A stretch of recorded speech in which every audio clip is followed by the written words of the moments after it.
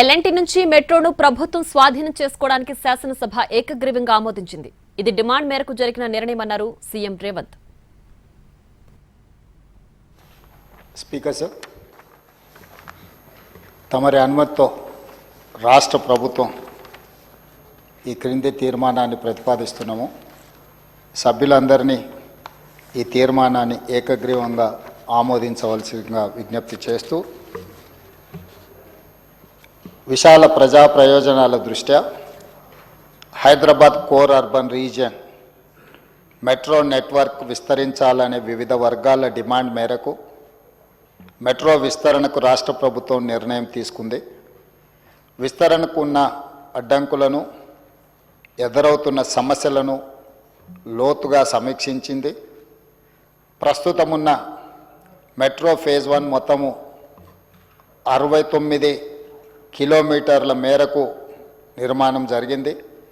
Phase 2A 76.4 కిలోమీటర్లు, phase 2B 86.1 కిలోమీటర్ల మేర విస్తరణ ప్రతిపాదనలు కేంద్ర ప్రభుత్వానికి సమర్పించడం జరిగింది.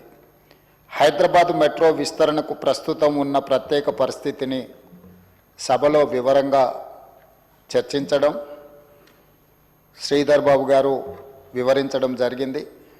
ఫేజ్ 1 మెట్రో నిర్వహణలో ప్రైవేట్ నిర్వహణలో ఉండగా కేంద్ర రాష్ట్ర ప్రభుత్వాల సంయుక్త భాగస్వామ్యంతో ఫేజ్ 2A అండ్ B ప్రభుత్వ ప్రాజెక్టుగా చేపట్టేందుకు ఎదురవుతున్న సాంకేతిక, చట్టపరమైన, నిర్వహణ సమస్యల్ని దృష్టిలోకి తీసుకోవడం జరిగింది.